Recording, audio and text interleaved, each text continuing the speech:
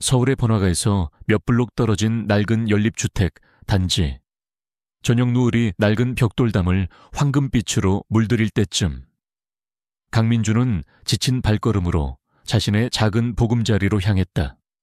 6평 남짓한 작은 원룸이었지만 그에게는 세상 그 어떤 호화로운 저택보다 소중한 공간이었다. 문을 열고 들어서자마자 고소한 된장찌개 냄새가 그의 코를 감쌌다. 그리고 그보다 더 달콤한 아내 김미영의 미소가 그를 맞았다. 왔어요. 여보, 한유라. 아니, 지금은 김미영이라는 이름으로 살아가는 그녀가 앞치마를 두른 채 환하게 웃었다. 그녀의 입에는 고된 하루의 노동으로 인한 땀방울이 송골송골 맺혀 있었지만 그 눈빛만은 세상 누구보다 맑고 행복해 보였다. 그녀는 대한민국을 움직이는 거대 기업 은성그룹 한 회장의 유일한 상속녀였지만 지난 6개월간 그녀의 신부는 항만물류 창고의 비정규직 하역 노동자였다. 이 모든 것은 오직 한 가지, 진정한 사랑을 시험하기 위한 그녀만의 비밀스러운 계획이었다. 미영아, 오늘 힘들었지. 내가 저녁 준비는 한다고 했잖아. 민주는 서류 가방을 내려놓으며 아내의 땀을 닦아주었다. 그의 손길은 언제나처럼 다정했다. 그는 중소기업 회계팀의 평범한 대리였지만 성실하고 마음이 따뜻한 남자였다. 유라는 우연한 봉사활동에서 그를 만났고 그의 꾸밈없는 순수함에 첫눈에 반했다. 수많은 남자들이 그녀의 배경과 돈을 보고 접근해왔지만 민주는 달랐다. 그는 그녀가 누구인지 전혀 모른 채 그저 김미영이라는 한 사람의 영혼을 들여다봐 주었다. 자신의 배경을 알면 그의 순수함이 변질될까 두려웠던 그녀는 자신을 부모님을 일찍 여의고 홀로 꿋꿋하게 살아가는 고아 김미영으로 소개했다. 괜찮아요. 당신이 좋아하는 두부 듬뿍 넣고 끓였어요. 얼른 씻고 와요. 유라는 그의 넥타이를 풀어주며 속삭였다. 이 소박한 행복, 값비싼 명품이나 화려한 파티에서는 결코 느낄 수 없었던 진정한 삶의 온기였다. 그녀는 이 남자를 위해서라면 평생이라도 김미영으로 살아갈 수 있을 것 같았다. 그녀의 거대한 실험은 지금까지는 성공적이었다. 따뜻한 저녁 식사가 끝나고 두 사람은 작은 소파에 나란히 앉아 TV를 보았다. 민준이 조심스럽게 입을 열었다. 미영아, 내일 저녁 우리 엄마 생신인 거 알지? 유라의 심장이 살짝 내려앉았다. 그래서 말인데 내일은 꼭 같이 갔으면 좋겠어. 지난번에는 네가 야근 때문에 못 갔잖아. 결혼 후 처음으로 시댁에 정식으로 인사를 드리러 가는 날이었다. 그녀는 민준의 부모님을 결혼식장에서 짧게 뵈었을 뿐 제대로 된 만남은 이번이 처음이었다. 그녀의 시험에 있어 가장 중요하고 위험한 관문이기도 했다. 알았어요. 여보, 내일은 무슨 일이 있어도 꼭 갈게요. 어머님께서 뭘 좋아하실까 네가 와주는 것만으로도 좋아하실 거야. 선물 같은 건 신경 쓰지 마. 민주는 그렇게 말했지만 그의 얼굴에는 수심이 스쳐 지나갔다. 그는 자신의 어머니 오숙자 여사와 여동생 강민희의 성격을 잘 알고 있었다. 허영심이 많고 사람을 배경으로 판단하는 사람들. 그는 아내가 상처받을까봐 벌써부터 걱정이 태산 같았다. 유라는 그의 걱정을 읽었지만 애써 밝게 웃었다. 그녀는 이 시험을 통과해야만 했다. 그와 그의 가족에게 온전히 받아들여져야만 그녀의 사랑은 진짜로 증명되는 것이었다. 침대에 누워 잠든 민준의 얼굴을 바라보며 유라는 조용히 다짐했다. 이 남자의 사랑이 진짜라면 자신은 그 어떤 시련도 견뎌낼 수 있다고. 하지만 만약 이 시련 끝에 남는 것이 배신뿐이라면 그들에게 자비란 없을 것이라고. 차가운 달빛이 그녀의 굳은 결심을 한 얼굴 위로 서늘하게 내리쬐고 있었다. 다음 날 저녁 유라는 옷장 앞에서 한참을 망설였다. 옷장이라고 해봤자 시장에서 산 저렴한 옷 몇 벌이 전부였다. 그녀는 그 중에서 가장 단정해 보이는 베이지색 원피스를 골라 입었다. 은성그룹의 후계자로서 그녀가 가진 옷들은 수백만 원을 호가하는 명품들이었지만 지금의 김미영에게는 어울리지 않는 것들이었다. 와, 우리 미영이 정말 예쁘다. 민주는 진심으로 감탄했다. 그의 눈에는 소박한 옷차림의 아내가 세상에서 가장 아름다웠다. 유라는 그의 칭찬에 희미하게 웃으며 작은 과일 바구니를 들고 집을 나섰다. 민준의 본가는 서울 변두리의 평범한 30평대 아파트였다. 호화롭지는 않았지만 오숙자 여사의 자부심이 곳곳에 묻어나는 집이었다. 현관문이 열리고 날카로운 눈매의 중년 여성과 젊은 여성이 그들을 맞았다. 바로 시어머니 오숙자와 시누이 강민희였다. 어서 오너라. 네가 미영이구나. 오숙자의 목소리는 환영의 기색이라고는 찾아볼 수 없을 만큼 차가웠다. 그녀의 시선은 유라의 머리부터 발끝까지를 마치 스캔하듯 훑었다. 저렴해 보이는 원피스, 화장기 없는 얼굴, 그리고 손에 들린 초라한 과일 바구니. 모든 것이 그녀의 마음에 들지 않았다. 안녕하세요, 어머님. 처음 뵙겠습니다. 김미영입니다. 유라는 고개를 숙여 정중하게 인사했다. 옆에 있던 강민희가 피식 웃으며 비꼬듯 말했다. 오빠, 겨우 과일 바구니 하나 사올 거면 그냥 오지 그랬어. 우리 집 그런 거 안 먹어. 민희야. 민준이 동생을 나무랐지만 민희는 어깨를 으쓱할 뿐이었다. 오숙자는 딸을 말리는 신용도 하지 않았다. 그녀는 유라를 소파로 안내하며 본격적인 취조를 시작했다. 그래, 듣자 하니 부모님은 일찍 돌아가셨다고. 그래서 혼자 컸다지. 네. 어머님, 학교는 어디까지 나왔니? 요즘 세상은. 대학 안 나오면 사람 취급도 못 받는데. 그녀의 말에는 가시가 돋쳐 있었다. 유라는 속으로 한숨을 삼켰다. 그녀는 국내 최고 명문대를 수석으로 졸업하고 해외에서 MBA까지 마친 인재였다. 하지만 지금 그녀는 김미영이었다. 고등학교 졸업하고 바로 생활전선에 뛰어들어야 했습니다. 어머, 세상에. 그럼 지금 하는 일은 뭐니?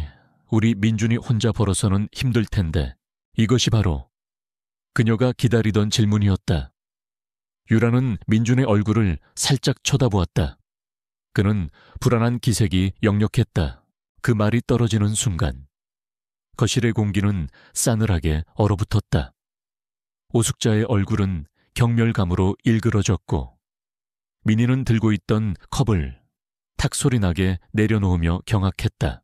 뭐 물건을 날라 막노동한다는 소리니. 지금 민희야 말 조심해. 민준이 다시 소리쳤지만 이번에는 오숙자가 나섰다. 민준아, 넌 가만히 있어라 하니. 세아가 농담하는 거지. 우리 민준이가 어떤 아인데. 어떻게 그런 일을 하는 여자랑, 아니, 어떻게 널 만나서 결혼까지 할 생각을 했을까? 오숙자는 더 이상 예의를 차릴 생각조차 없어 보였다. 그녀는 유라를 마치 벌레 보듯 쳐다보며 말을 이었다. 우리 집안이 대단한 명문가는 아니지만 그래도 주변에 부끄럽지 않게 살아왔다. 우리 민준이도 번듯한 회사 다니고 장가만 잘 가면 난 부러울 것 없었는데 넌 우리 민준이에게 대체 뭘 해줄 수 있니? 그 몸으로 애는 제대로 낳을 수 있겠어. 배운 게 없으니. 애 교육은 어떻게 시킬 거고. 독설이 폭포수처럼 쏟아졌다. 유라는 말없이 고개를 숙이고 있었다. 그녀는 분노보다도 깊은 실망감을 느꼈다. 그리고 옆에서 안절부절 못하며 진땀만 흘리는 민준의 모습에 마음 한구석이 시려왔다. 그가 좀 더 단호하게 자신을 지켜주길 바랐던 것은 너무 큰 욕심이었을까? 어머니, 그만하세요. 미영 씨, 그런 사람 아니에요. 착하고 성실한 사람이라고요. 민준의 항변은 오숙자의 분노에 기름을 부었을 뿐이었다. 착하고 성실하면 밥이 나와, 떡이 나와. 남들이 우리 집안을 뭐라고 보겠니? 며느리가 막노동꾼이라고 손가락질할 거 아냐. 아유, 내가 못 살아. 너 때문에 내 생일날 밥도 안 넘어간다. 결국 저녁 식사는 파국으로 끝났다. 유라와 민주는 제대로 밥 한술 뜨지 못하고 집을 나와야 했다. 돌아오는 버스 안. 누구도 입을 열지 않았다. 무거운 침묵이 두 사람을 짓눌렀다.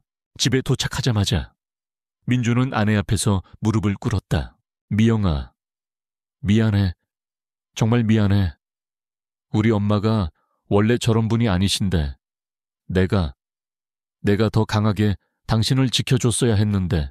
그의 눈에는 눈물이 그렁그렁했다. 유라는 조용히 그를 일으켜 세웠다. 그녀는 그를 원망하지 않았다. 어쩌면 이것이 현실일지도 몰랐다.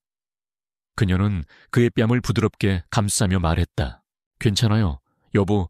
시간이 지나면 어머님도 절 이해해 주실 거예요. 너무 속상해하지 말아요.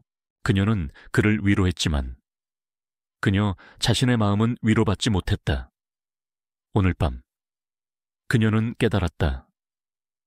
자신의 시험이 생각보다 훨씬 더 혹독하고 잔인한 것이 될 것임을. 사랑이라는 이름 아래 감춰진 인간의 추악한 속물근성을 그녀는 이제 막 정면으로 마주하기 시작한 것이었다. 그녀의 이상적인 사랑에 첫 번째 균열이 생기는 순간이었다.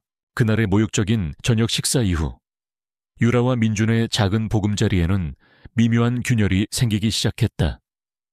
민준은 아내에게 미안한 마음에 전보다 더 잘해주려 애썼지만 그럴수록 두 사람 사이에 보이지 않는 벽은 더 높아져만 갔다. 문제는 시어머니 오숙자에게 있었다. 그녀는 아들의 가정을 파괴하기로 작정한 사람처럼 집요하게 그들을 괴롭혔다. 거의 매일같이 민준에게 전화를 걸어 언제 그 여자랑 헤어질 거냐, 네 인생 망치기 전에 당장 정리해라 와 같은 폭언을 쏟아냈다. 그뿐만이 아니었다. 어디서 알아냈는지 유라의 번호로도 연락해 너 같은 근본 없는 것이 감히 우리 아들을 넘봐. 돈이 필요하면 말해라. 얼마면 떨어져 나갈 테냐. 라며 인신공격을 서슴지 않았다. 유라는 그 모든 모욕을 묵묵히 감내했다. 그녀는 반응하지 않았다. 은성그룹의 후계자로서 그녀는 이보다 더한 비난과 음해에도 익숙해져 있었다. 하지만 김미영으로서 겪는 이 수모는 날카로운 유리 조각처럼 그녀의 마음을 핥히었다.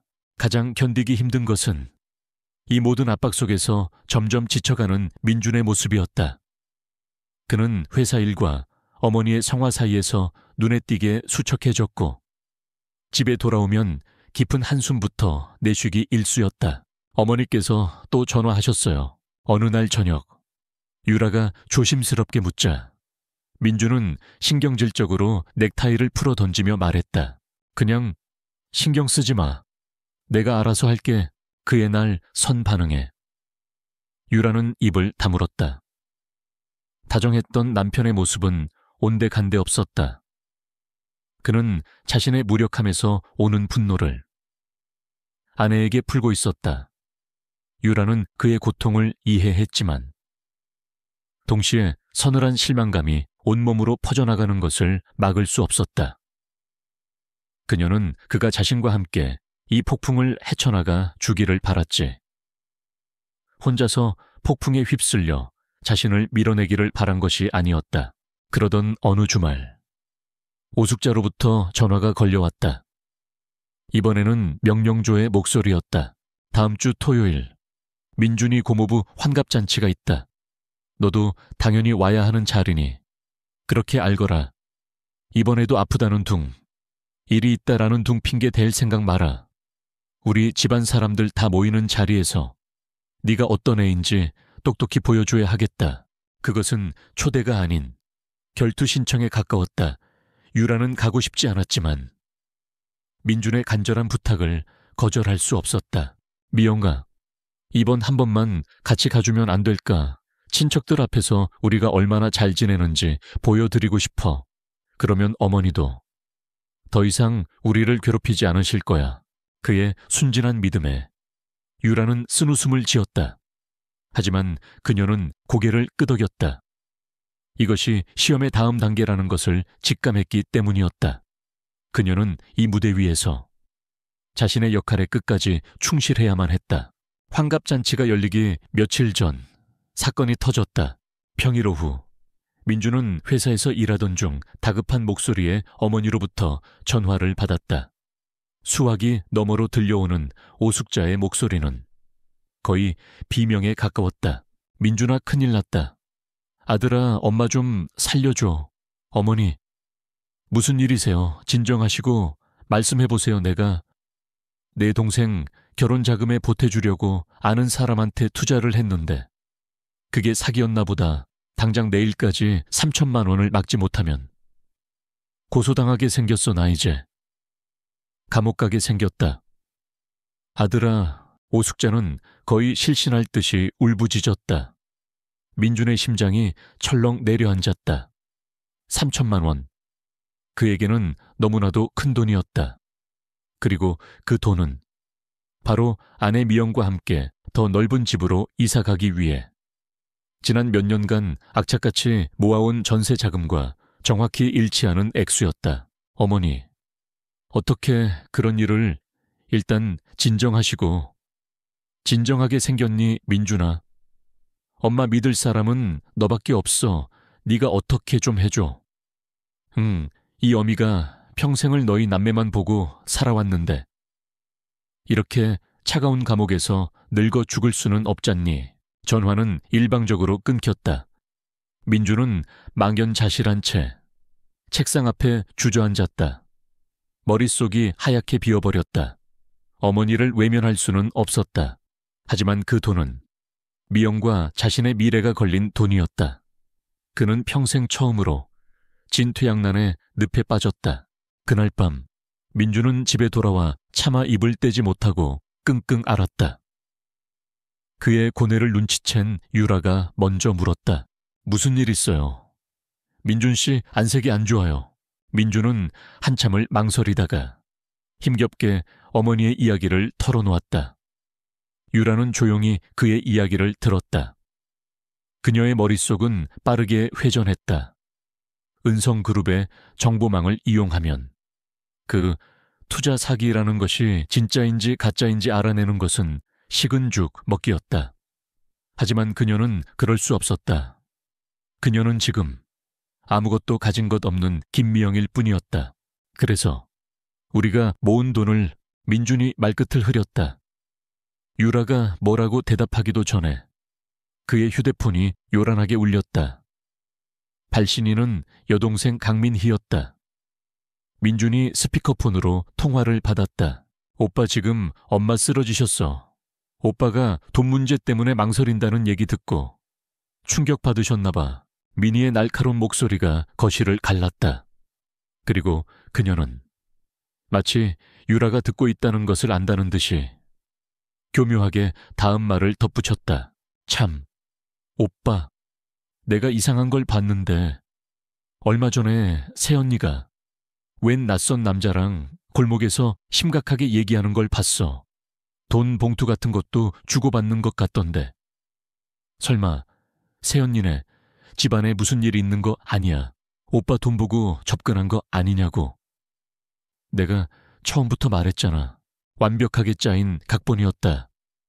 투자 사기, 쓰러진 어머니, 그리고 아내에 대한 의심까지 오숙자와 강민희는 민준이 빠져나갈 모든 퇴로를 차단하고 있었다. 민준의 얼굴이 하얗게 질렸다. 그는 유라를 의심과 혼란이 뒤섞인 눈으로 바라보았다.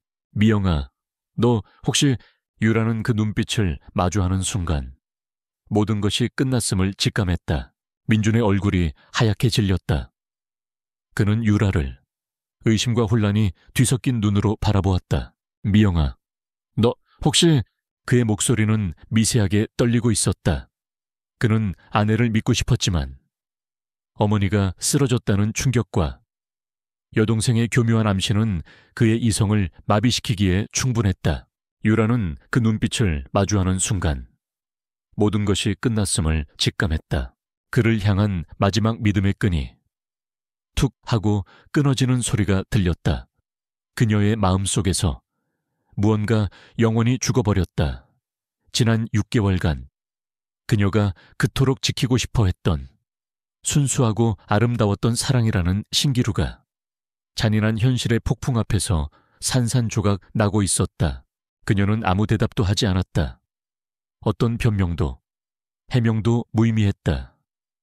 그의 눈에 떠오른 그 작은 의심의 불씨가 이미 그녀의 모든 진심을 죄로 만들어버렸기 때문이었다.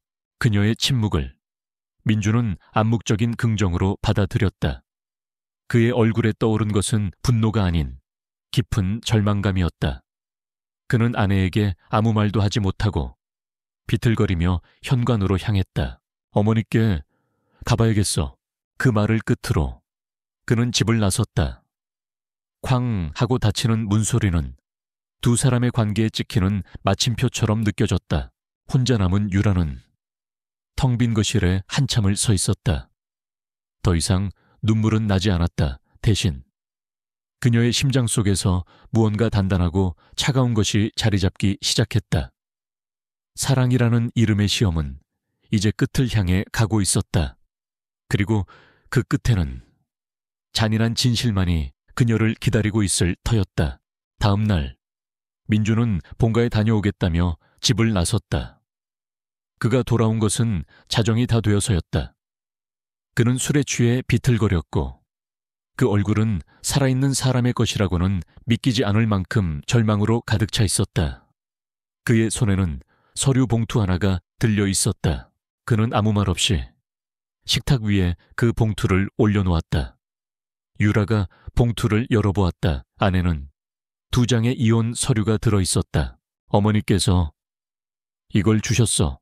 민주는 무너져 내리듯 식탁 의자에 주저앉아 얼굴을 감쌌다. 그의 어깨가 고통스럽게 들썩였다. 어머니가 이혼하지 않으면 당신이랑 인연을 끊겠다고 하셨어. 당신이 내 돈을 보고 접근한 꽃뱀이라고, 당신 때문에 우리 집안이 풍비박산 날 거라고. 이혼해주면 어떻게든 3천만 원 문제는 해결해 보시겠다고. 그는 더 이상 말을 잇지 못하고 흐느꼈다. 그것은 요구가 아니었다. 선택을 강요당한 남자의 처절한 비명이었고 모든 것을 포기한 자의 백기투항이었다. 그는 아내에게 싸워달라고, 자신에게 힘을 달라고 말하는 대신 이혼 서류를 내밀었다. 유라는 서류를 가만히 내려다보았다. 지난 몇 달의 시간들이 주마등처럼 스쳐 지나갔다. 소박했지만 행복했던 순간들, 그를 보며 웃었던 자신의 모습, 그리고 그를 믿고 견뎌냈던 수많은 모욕의 밤들, 이 모든 것의 종착지가 결국 이 얇은 종이 2장이란 말인가. 그녀는 고개를 들어 흐느끼는 남편을 바라보았다. 더 이상 그에게서 분노나 원망의 감정은 느껴지지 않았다. 오직 깊이를 알 수 없는 연민과 슬픔만이 밀려왔다. 이 남자는 자신을 사랑했을지 모른다. 하지만 그의 사랑은 가족이라는 거대한 벽 앞에서 너무나도 나약하고 무력했다. 유라는 더 이상 그를 이 고통 속에 내버려 두고 싶지 않았다. 그리고 그녀 자신도 이 지긋지긋한 연극을 끝내고 싶었다. 그녀는 말없이 서랍에서 펜을 가져왔다. 그리고 민준이 지켜보는 앞에서 자신의 이름 석자를 망설임 없이 적어 내려갔다. 김희영. 그녀의 움직임에는 어떠한 감정도 실려있지 않았다. 너무나도 침착하고 단호해서 지켜보는 민준이 오히려 숨을 쉴 수 없을 정도였다. 그는 아내가 울며 매달리거나 혹은 분노하며 따져 묻기를 바랐을지도 모른다. 하지만 그녀는 아무것도 하지 않았다. 그저 묵묵히 자신의 역할을 끝낼 뿐이었다. 이름 옆에 도장을 찍은 유라는 펜을 내려놓았다. 당신이 편안해질 수 있다면, 당신 가족이 원하는 게 이거라면 그렇게 할게요. 그녀의 목소리는 메마른 사막처럼 건조했다. 민주는 고개를 들고 아내를 바라보았다. 그녀의 얼굴은 낯설었다. 늘 따뜻하게 웃어주던 온기는 사라지고 서늘한 달빛 같은 냉정함만이 남아있었다. 유라는 방으로 들어가 자신의 가방을 챙겼다. 가방이라고 해봤자 이곳에 올 때 가져왔던 낡은 옷 몇 가지가 전부였다.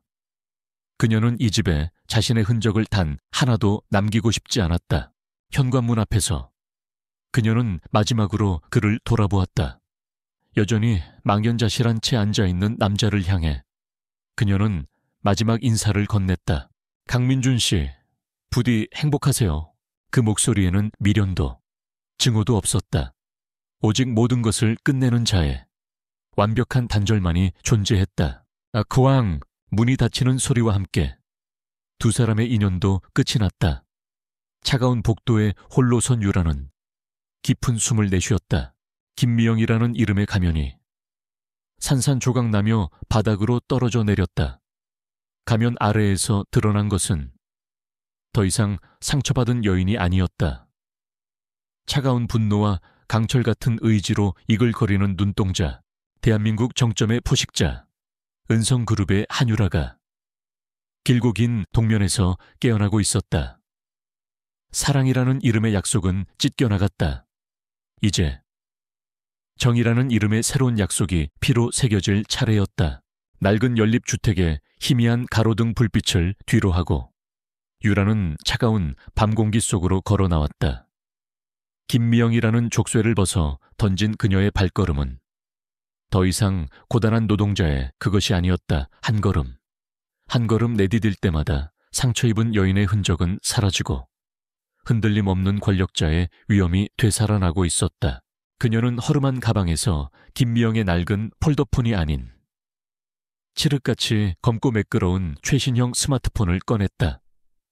그리고 단축번호 1번을 길게 눌렀다. 신호음이 2번 울리기도 전에 냉철하고 안정된 톤의 남성 목소리가 들려왔다. 네, 최 비서입니다. 최 비서, 나요. 유라의 목소리는 낮고 차분했지만 그 안에는 거역할 수 없는 무게가 실려 있었다. 수화기 너머의 남자는 잠시 숨을 멈추는 듯했다. 부회장님, 지금 어디십니까? 위치는 전송하죠. 5분 안에. 알겠습니다. 즉시 모시러 가겠습니다. 통화를 마친 유라가 지도 앱을 켜 자신의 위치를 전송하자 약속된 5분이 차에되기도 전에 도로 저편에서 칠흑 같은 어둠을 가르며 한 대의 검은색 세단이 미끄러지듯 다가왔다. 조금의 소음도 흐트러짐도 없는 움직임. 제네시스 G 과격 스페셜 에디션이었다. 차가 그녀 앞에 멈춰 서고 운전석에서 칼같이 각 잡힌 슈트를 입은 중년 남성이 내렸다. 바로 은성그룹의 심장부라 불리는 비서실을 총괄하는 최현우 실장이었다. 그는 지난 10년간 한 회장을 보필했고 유라가 경영 수업을 받을 때부터 그녀를 지켜봐 온 충신 중의 충신이었다. 부회장님, 돌아오셨습니까? 최 비서는 90도로 허리를 숙이며 극진한 예의를 표했다. 그는 유라의 허름한 옷차림과 지친 기색을 보았지만 그 어떤 질문도 하지 않았다. 그저 묵묵히 뒷좌석 문을 열어줄 뿐이었다. 유라가 차에 오르자 세상은 두 개로 나뉘었다. 문 밖은 가난과 배신의 냄새가 진동하는 현실이었고 문 안은 그녀가 지배하는 권력과 부의 세계였다. 차창에 비친 김미영의 초라한 모습 위로 냉철한 전략가의 얼굴이 겹쳐졌다. 그녀는 익숙하게 좌석 아래 숨겨진 공간을 열었다. 그곳에는 그녀를 위한 새로운 옷과 구두가 준비되어 있었다. 차가 부드럽게 출발하는 동안 그녀는 낡고 해진 노동자의 옷을 벗어 던지고 몸에 완벽하게 맞는 실크 블라우스와 블랙 슬랙스, 스틸레토 힐로 갈아입었다. 6개월간의 연극을 끝내는 그녀만의 의식이었다. 차는 서울의 야경이 한눈에 내려다 보이는 남산의 최고급 펜트하우스. 더 힐리 정문에 멈춰 섰다. 이곳이 그녀의 진짜 집이었다. 내부로 들어서자 미니멀하면서도 최고급 가구와 예술품으로 채워진 광활한 공간이 그녀를 맞았다. 최 비서가 그녀의 뒤를 따르며 간결하게 보고를 시작했다. 부회장님께서 자리를 비우신 6개월 동안 그룹은 안정적으로 운영되었습니다. 다만 라이벌인 태성그룹이 바이오 산업에 공격적으로 투자하며 그 문제는 내일 아침 회의에서 다루도록 하죠. 유라는 그의 말을 자르며 거실 중앙에 섰다. 그녀의 시선은 통유리창 너머 보석처럼 흩뿌려진 서울의 불빛에 고정되어 있었다. 그보다 내가 떠나기 전에 부탁했던 자료는 준비됐습니까? 네. 부회장님. 여기 있습니다.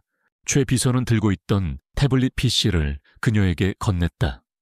화면에는 강민준 및 가족 관련 조사 보고서라는 제목이 떠 있었다. 유라는 서재로 향했다. 펜트하우스의 심장부와도 같은 그곳은 한쪽 벽면 전체가 실시간으로 주식시장과 세계 경제 동향을 보여주는 거대한 스크린으로 이루어져 있었다. 그녀는 중앙 의자에 앉아 보고서를 읽어 내려가기 시작했다. 그녀의 눈빛은 한 페이지 넘어갈수록 얼음처럼 차가워졌다. 보고서를 모두 읽은 유라의 얼굴에는 어떠한 감정도 떠오르지 않았다. 슬픔도, 분노도 아니었다. 그것은 마치 수술을 앞둔 외과 의사가 환자의 차트를 보는 듯한 냉정하고 이성적인 분석의 눈빛이었다. 그녀는 스크린의 한쪽을 터치해 최 비서와 화상통화를 연결했다. 최 비서, 몇 가지 지시를 내리겠습니다. 즉시 실행하세요. 네. 부회장님, 말씀하십시오. 첫째, 강민준의 아버지 강대호가 운영하는 대호정밀의 주거래처인 화영기기의 지분 구조를 즉시 분석하세요. 우리 은성 캐피탈이나 관련 투자사를 통해 영향력을 행사할 수 있는 부분이 있는지 일몰 전까지 보고하도록. 둘째, 강민희 씨가 근무하는 루나 코스메틱. 최근 출시한 신제품 라인이 성분 문제로 소비자 불만이 많다고 들었습니다. 우리 그룹의 자회사인 은성뷰티에서 해당 제품의 문제점을 정확히 저격하는 비교 마케팅을 준비시키세요. 모든 SNS 채널과 뷰티 커뮤니티를 동원해서 루나 코스메틱이 재기 불가능할 정도의 이미지 타격을 입도록 만드세요.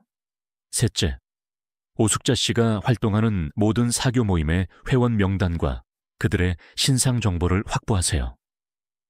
그들의 허영심과 질투심을 가장 효과적으로 자극할 만한 이벤트를 기획할 겁니다.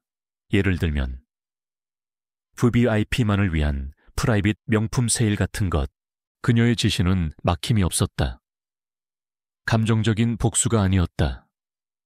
그것은 상대방이 가장 소중하게 생각하는 가치돈, 사회적 평판, 자존심을 정밀하게 타격하여 스스로 무너지게 만드는 고도로 계산된 전략이었다. 그들이 김미영에게서 빼앗아가려 했던 모든 것을 그들 역시 처절하게 잃게 될 터였다. 그날 이후 강민준은 사라졌다. 그는 가족에게조차 행방을 알리지 않고 자신의 과거로부터 도망쳤다. 아니, 도망친 것이 아니었다. 그는 자신의 죗값을 치르기 위한 고독한 여정을 시작한 것이었다. 회사의 방침이라 저도 어쩔 수가 없습니다. 그동안 감사했습니다.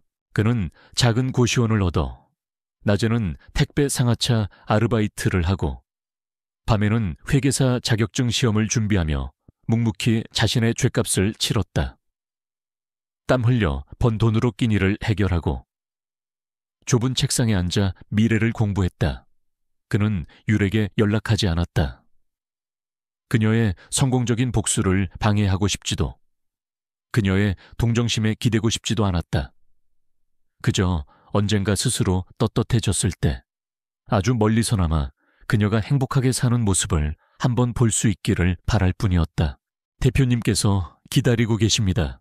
한편 은성그룹의 부회장 자리로 돌아온 한유라는 이전보다 더 냉철하고 완벽하게 그룹을 이끌었다. 그녀는 태성그룹의 공격적인 확장을 막아내고 신사업을 성공적으로 론칭하며 자신의 능력을 입증했다. 모두가 그녀의 화려한 성공에 찬사를 보냈지만 그녀의 측근인 최 비서만이 알고 있었다. 그녀가 웃음을 잃었다는 것을. 시험은 끝났다. 그리고 결과는 불합격이었다. 밤이 되면 그녀는 거대한 펜트하우스에 홀로 남아 와인을 마셨다. 창밖에 화려한 야경을 보면서도 그녀의 눈은 늘 공허했다. 복수는 끝났지만 마음속의 텅 빈 공간은 채워지지 않았다. 오히려 강민준의 마지막 모습. 모든 것을 체념한 채 자신의 잘못을 인정하던 그의 진실된 눈빛이 매일 밤 그녀를 괴롭혔다. 회의실의 문이 열리는 순간 네 사람은 숨을 삼켰다. 방은 거대했다. 길고 광택이 나는 원목 테이블 너머 방의 한쪽 벽면 전체가 유리로 되어 있어 마치 하늘 위에 떠 있는 듯한 착각을 불러일으켰다. 부회장님, 강민준 씨에 대한 보고서입니다. 그것은 잿더미 속에서 부활한 불사조의 선언이었다. 눈물이 아닌 불과 얼음으로 벼려낸 복수의 서막이 오르고 있었다. 어느 날 저녁, 최 비서가 조심스럽게 태블릿 PC를 내밀었다. 유라는 보지 않겠다고 말하려 했지만 손은 이미 태블릿을 향하고 있었다. 그리고 그 거대한 유리창을 등진 채 상석의 거대한 임원용 의자에 한 사람이 앉아 있었다. 보고서에는 그가 어떻게 살고 있는지, 얼마나 고된 하루를 보내고 있는지, 그럼에도 불구하고 단 한 번도 좌절하거나 남을 원망하지 않고 묵묵히 자신의 길을 가고 있는지가 사진과 함께 상세히 기록되어 있었다. 전화는 일방적으로 끊겼다. 강대호는 망연자실하여 수화기를 든 채 한동안 멍하니 서 있었다. 공장 안에서는 아무것도 모르는 직원들이 기계를 돌리는 소리가 둔탁하게 울려 퍼졌다. 하지만 강대호의 귀에는 그 소리가 마치 자신의 제국이 무너져 내리는 괴음처럼 들렸다. 마지막 장에는 그가 공부하는 낡은 책상 사진이 있었다. 그 책상 한편에 낡은 액자 하나가 놓여 있었다. 액자 속에는 김미영과 강민준이 처음이자 마지막으로 함께 찍었던 소박하지만 행복하게 웃고 있는 사진이 담겨 있었다. 최현우 비서실장이 그들 옆에 서서 정중하지만 차가운 목소리로 입을 열었다. 저희 ES 에쿼티 파트너스의 대표님께서 기다리고 계셨습니다. 그 사진을 보는 순간 유라의 얼음 같던 심장이 마침내 무너져 내렸다. 그녀는 참아왔던 눈물을 터뜨렸다. 복수심에 가려져 있던 진심. 그를 향한 사랑이 아직도 자신의 마음 깊은 곳에 남아있음을 깨달았다. 그는 그녀를 지켜주지 못했지만 그녀와의 사랑만큼은 버리지 않고 간직하고 있었던 것이다. 그의 목소리에는 진심 어린 걱정이 묻어 있었다. 유라는 천천히 뒤를 돌아보았다. 그리고 지난 6개월 동안 단 한 번도 짓지 않았던 희미하고도 서늘한 미소를 입가에 띄었다. 한편 은성그룹의 부회장 자리로 돌아온 한유라는 이전보다 더 냉철하고 완벽하게 그룹을 이끌었다. 그녀는 태성그룹의 공격적인 확장을 막아내고 신사업을 성공적으로 론칭하며 자신의 능력을 입증했다. 모두가 그녀의 화려한 성공에 찬사를 보냈지만 그녀의 측근인 최 비서만이 알고 있었다. 그녀가 웃음을 잃었다는 것을. 그의 말이 끝나기 무섭게 거대한 의자가 아주 천천히 마치 영화의 한 장면처럼 돌아가기 시작했다. 밤이 되면 그녀는 거대한 펜트하우스에 홀로 남아 와인을 마셨다. 창밖에 화려한 야경을 보면서도 그녀의 눈은 늘 공허했다. 복수는 끝났지만 마음속의 텅 빈 공간은 채워지지 않았다. 오히려 강민준의 마지막 모습, 모든 것을 체념한 채 자신의 잘못을 인정하던 그의 진실된 눈빛이 매일 밤 그녀를 괴롭혔다. 두 번째 타격은 강씨 집안의 허영을 담당하는 강민희에게 향했다. 그녀의 복수는 완벽했지만 그 과정에서 그녀 역시 무언가를 잃어버렸다. 어쩌면 가장 소중한 것을 강씨 가족의 눈이 경악으로 물들었다. 그들의 심장이 바닥으로 떨어져 내렸다. 의자에 앉아있는 사람은 그들이 그토록 경멸하고 짓밟았던, 그래서 자신들의 손으로 직접 내쫓았던 바로 그 여자였다. 부회장님, 강민준 씨에 대한 보고서입니다. 한유라의 차가운 선전포고 이후 거대한 은성그룹이라는 전쟁 기계는 소리 없이 움직이기 시작했다. 그들의 공격은 대포나 미사일처럼 요란하지 않았다. 그것은 보이지 않는 독처럼 강씨 일가의 삶의 기반 속으로 조용히 그리고 치명적으로 스며들었다. 어느 날 저녁, 초의 비서가 조심스럽게 태블릿 PC를 내밀었다. 유라는 보지 않겠다고 말하려 했지만 손은 이미 태블릿을 향하고 있었다. 그녀는 여전히 그를 감시하고 있었다. 아니, 감시라기보다는 그저 그가 어떻게 살아가는지 알아야만 할 것 같았다. 김미영 보고서에는 그가 어떻게 살고 있는지, 얼마나 고된 하루를 보내고 있는지, 그럼에도 불구하고 단 한 번도 좌절하거나 남을 원망하지 않고 묵묵히 자신의 길을 가고 있는지가 사진과 함께 상세히 기록되어 있었다. 그의 하루는 택배 상하차 아르바이트와 밤늦게까지 이어지는 회계사 시험 공부로 채워져 있었다. 아니, 그녀는 더 이상 김미영이 아니었다. 몸에 완벽하게 맞춰진 샤넬의 파워수트, 섬세하지만 위험 있는 까르띠에 주얼리, 흐트러짐 하나 없는 완벽한 헤어와 메이크업, 그리고 무엇보다 그들을 바라보는 눈빛, 그들이 알던 순박하고 상처 입기 쉬운 여인의 눈빛이 아니었다. 그것은 먹잇감을 앞에 둔 최상위 포식자의 차갑고 무자비한 눈빛이었다. 마지막 장에는 그가 공부하는 낡은 책상 사진이 있었다. 그 책상 한편에 낡은 액자 하나가 놓여 있었다. 액자 속에는 김미영과 강민준이 처음이자 마지막으로 함께 찍었던 소박하지만 행복하게 웃고 있는 사진이 담겨 있었다. 루나 코스메틱 마케팅팀 사무실. 강민희는 새로 산 명품백 사진을 어떻게 하면 더 예쁘게 찍어 SNS에 올릴 수 있을까 고민하며 여유로운 오후를 보내고 있었다. 그때 사무실 전체가 벌집을 쑤셔놓은 듯 시끄러워지기 시작했다. 그 사진을 보는 순간 유라의 얼음 같던 심장이 마침내 무너져 내렸다. 그녀는 참아왔던 눈물을 터뜨렸다. 복수심에 가려져 있던 진심, 그를 향한 사랑이 아직도 자신의 마음 깊은 곳에 남아있음을 깨달았다. 그는 그녀를 지켜주지 못했지만 그녀와의 사랑만큼은 버리지 않고 간직하고 있었던 것이다. 한유라였다. 그녀의 완벽한 복수극은 결국 그녀 자신에게 가장 깊은 상처를 남겼다. 그녀는 깨달았다. 자신이 원했던 것은 그의 파멸이 아니었다는 것을. 어쩌면 그녀는 그가 모든 시련을 이겨내고 자신을 선택해 주기를, 그래서 자신의 사랑이 진짜였음을 증명받기를 간절히 바랐던 것인지도 모른다. 통화가 끝나고 서재에는 다시 정적이 흘렀다. 유라는 자리에서 일어나 와인셀러로 다가가 가장 깊숙한 곳에 보관되어 있던 샤토마고 한 병을 꺼냈다. 코르크를 열자 깊고 진한 향이 퍼져나왔다. 그녀는 잔에 와인을 따르며 통유리창 앞으로 다가갔다. 유리창에 비친 그녀의 모습은 더 이상 초라한 노동자가 아니었다. 화려한 도시의 불빛을 발 아래에 둔 채 우아하고도 위험한 아우라를 뿜어내는 여왕의 모습이었다.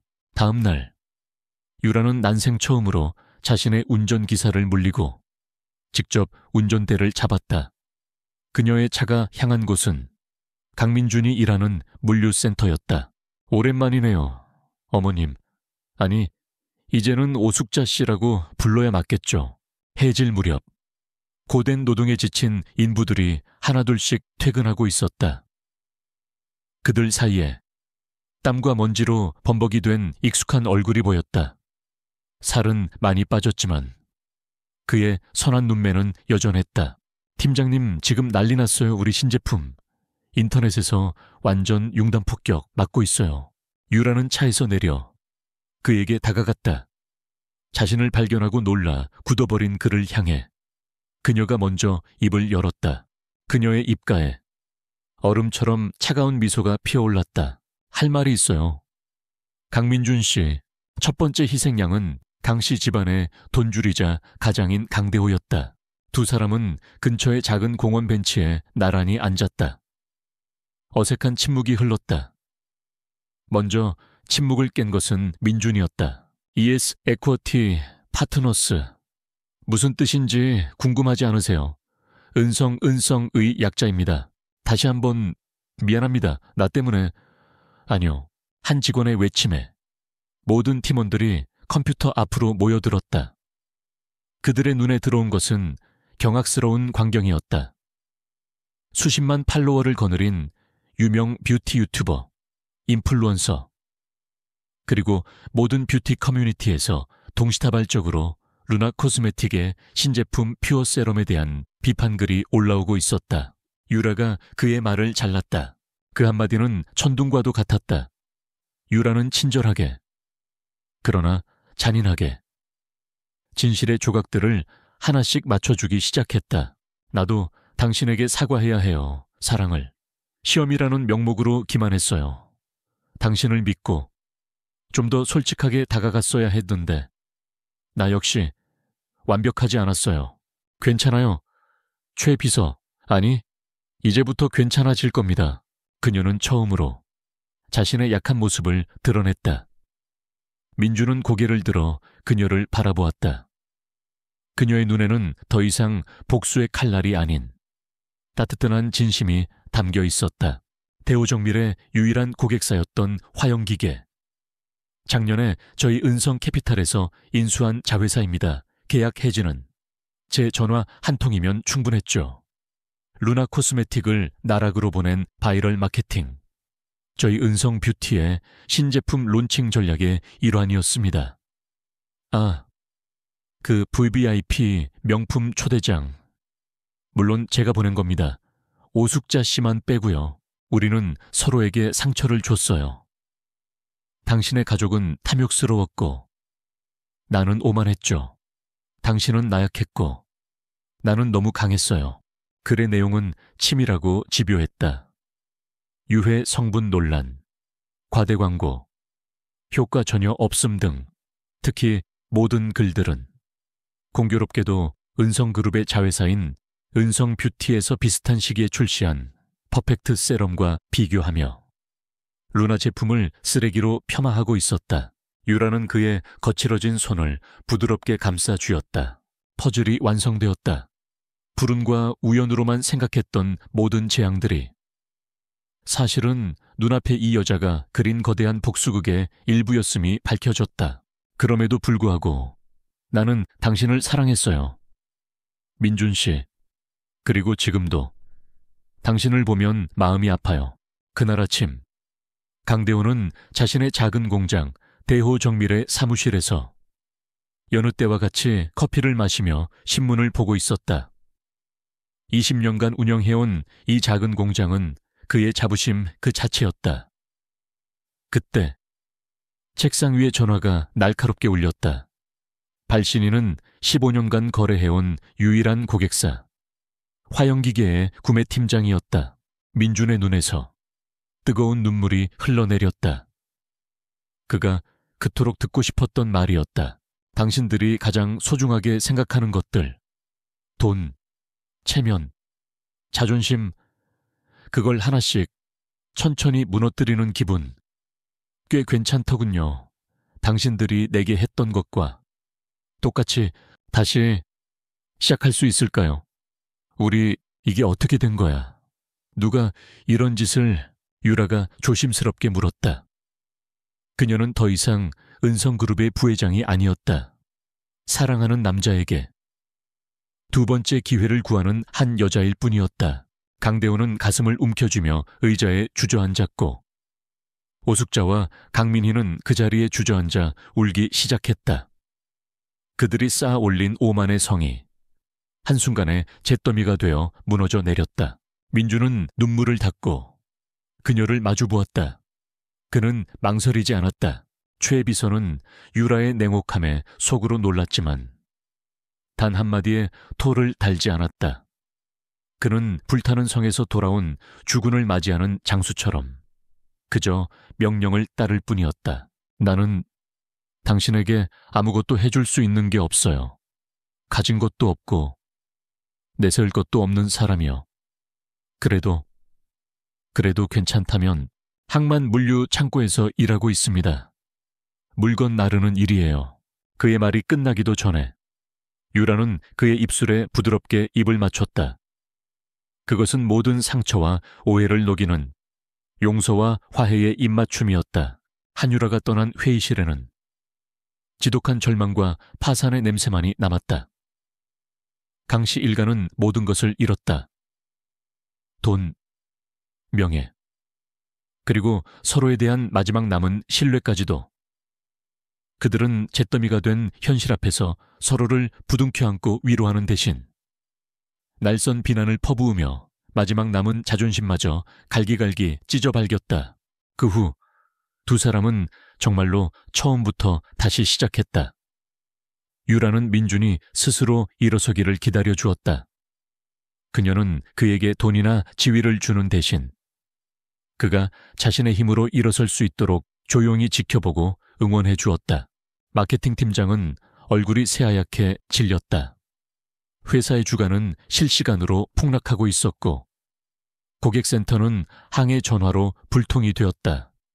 이 모든 사태의 책임은 신제품 마케팅을 담당했던 팀, 바로 강민희가 속한 팀에게로 향했다. 그 후 두 사람은 정말로 처음부터 다시 시작했다. 유라는 민준이 스스로 일어서기를 기다려 주었다. 그녀는 그에게 돈이나 지위를 주는 대신 그가 자신의 힘으로 일어설 수 있도록 조용히 지켜보고 응원해 주었다. 그녀는 은성그룹의 힘을 이용해 그가 공정하게 면접을 보고 자신의 잠재력을 평가받을 수 있는 작은 회계법인을 찾아주었다. 그 이상은 개입하지 않았다. 나머지는 온전히 그의 몫이었다. 이게 다 당신 때문이야. 당신이 저런 근본도 없는 것을 며느리라고 들여서 당신이야말로 아들 앞길 막는다고 길길이 날뛰었잖아. 두 분 다 그만 좀 하세요. 이제 우리 거지 됐다고요. 민주는 달라져 있었다. 그는 더 이상 과거의 나약한 남자가 아니었다. 그는 자신의 힘으로 면접을 통과했고 가장 낮은 신입사원부터 다시 시작했다.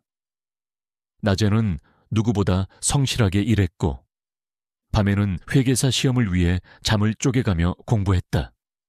고된 삶이었지만 그의 얼굴에는 처음으로 진정한 자부심과 생기가 돌았다. 그는 더 이상 누군가의 아들이나 누군가의 남편이 아닌 강민준이라는 한 명의 독립된 인간으로 살아가고 있었다. 강 사장님, 드릴 말씀이 있습니다. 그들의 데이트는 소박했다. 값비싼 레스토랑 대신 포장마차에서 어묵 국물을 나눠 마시며 서로의 고된 하루를 위로했다. 화려한 오페라 극장 대신 동네 도서관에 나란히 앉아 각자의 책을 읽었다. 그 시간 속에서 그들의 사랑은 이전과는 다른 방식으로 훨씬 더 단단하고 깊게 뿌리내리고 있었다. 그 지옥 같은 풍경 속에서 강민주는 조용히 몸을 일으켰다. 그는 더 이상 가족의 비난에 귀 기울이지 않았다. 그의 머릿속은 오직 한 사람, 한유라의 마지막 모습으로 가득 차 있었다. 그녀의 차가운 눈빛, 실망이 담긴 목소리, 그리고 문을 나서기 전 아주 잠시 그를 돌아보던 흔들리는 시선. 그러던 어느 날 민준에게 어머니로부터 전화가 걸려왔다. 마지막 공격은 이 모든 비극의 연출자나 다름없는 오숙자에게 떨어졌다. 민준아, 너 그 계집애랑 다시 만난다며 네가 정신이 있는 거니? 없는 거니 그는 가족을 뒤로 하고 홀로 빌딩을 빠져나왔다. 어디로 가야 할지 몰랐다. 발걸음이 이끄는 대로 하염없이 걸었다. 과거의 그였다면 이 호통 앞에서 어쩔 줄 몰라 하며 변명부터 늘어놓았을 것이다. 하지만 그는 이제 달랐다.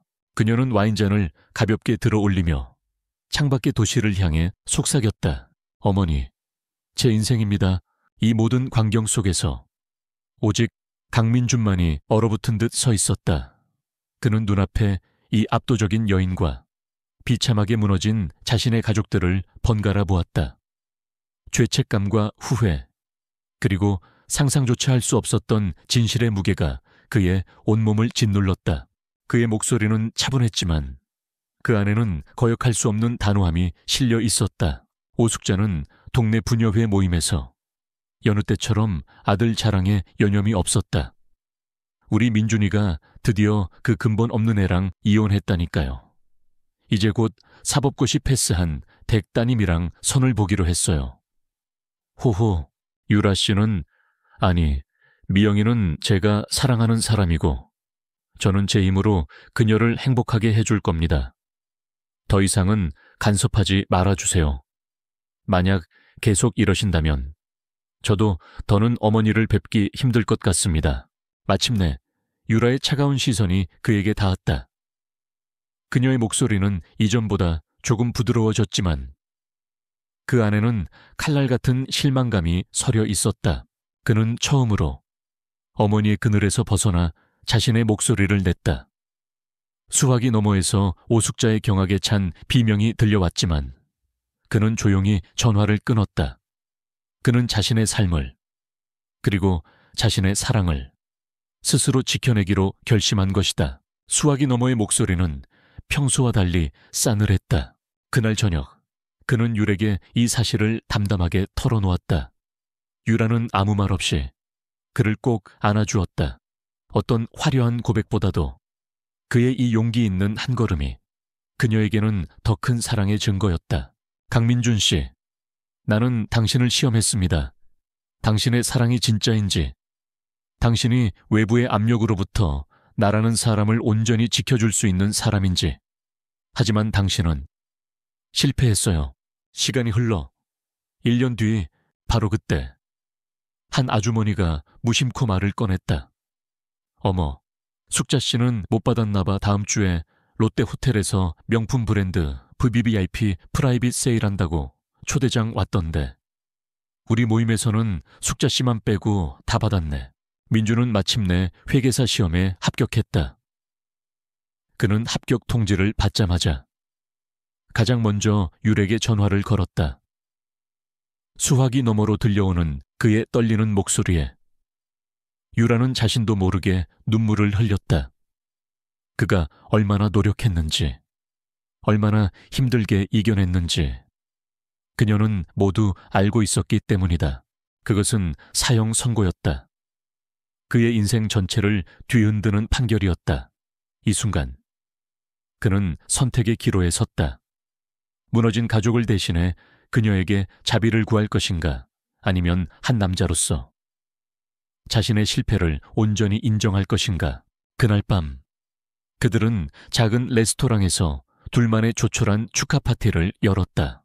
그때 조용히 뒤에 서 있던 최 비서가 조심스럽게 물었다. 부회장님, 정말 괜찮으신 겁니까? 미영아, 아니, 유라야. 그는 울부짖는 어머니와 절망에 빠진 아버지를 외면했다. 그리고 한 걸음 앞으로 나아갔다. 그는 용서를 구하지 않았다. 변명도 하지 않았다.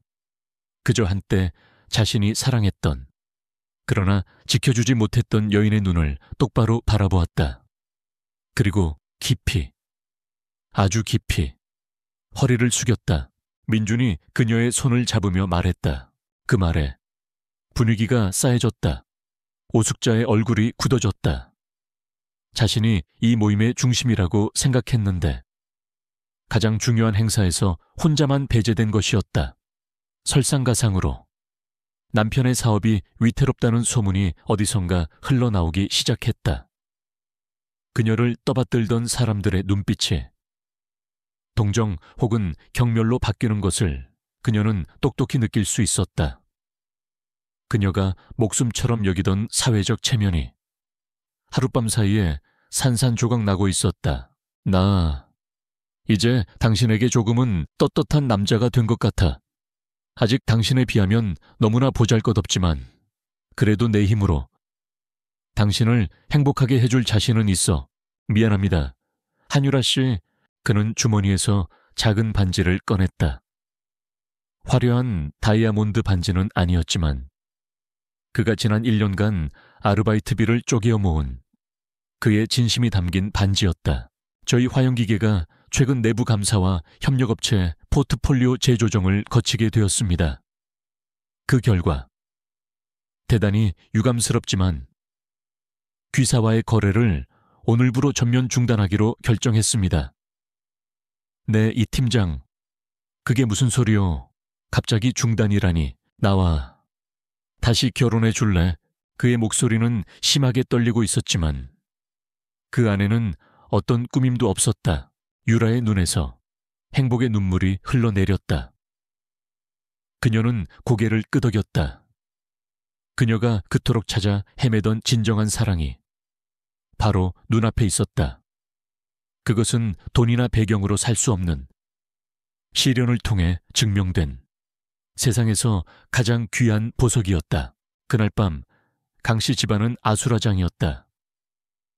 강대호는 은행이란 은행에 모조리 전화를 돌리며 대출을 애원했지만 모두 거절당했다. 강민희는 회사에서 대기 발령을 받고 돌아와 엉엉 울었다. 오숙자는 사교 모임에서 당한 수모에 분을 사귀지 못하고 길길이 날뛰었다. 한때 오만함으로 똘똘 뭉쳤던 가족은 이제 서로를 향해 날카로운 이빨을 드러내기 시작했다. 1년 후 그들은 아주 작은 결혼식을 다시 올렸다. 하객은 최 비서를 포함한 몇 명의 진정한 친구들 뿐이었다. 화려한 드레스도 값비싼 예물도 없었지만 두 사람의 얼굴에는 세상 가장 행복한 미소가 가득했다. 당신을 지켜주지 못해서 정말 미안합니다. 이 모든 건 변명의 여지가 없는 제 잘못입니다.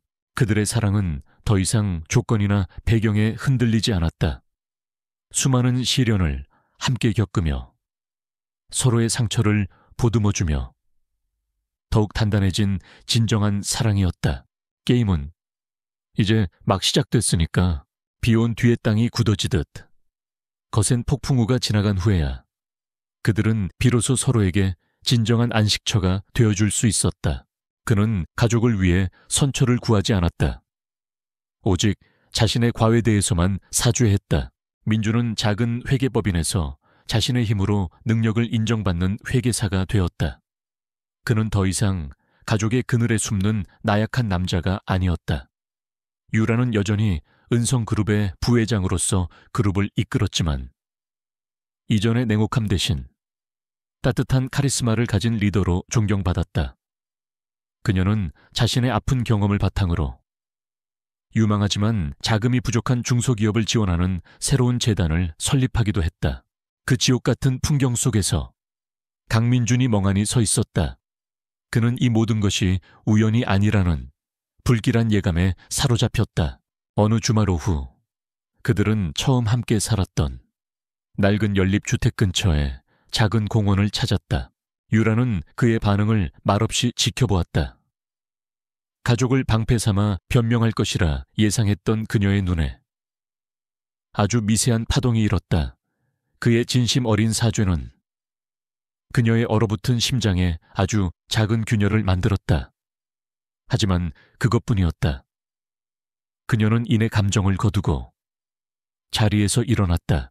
기억나요? 우리 여기서 미래를 꿈꿨었는데. 강대호는 귀를 의심했다. 화영기계는 대우정밀 매출의 90% 이상을 차지하는 생명줄이었다. 이 거래가 끊긴다는 것은 곧 회사의 사형 선고나 다름없었다. 민준이 말했다. 회의는 이걸로 끝내겠습니다.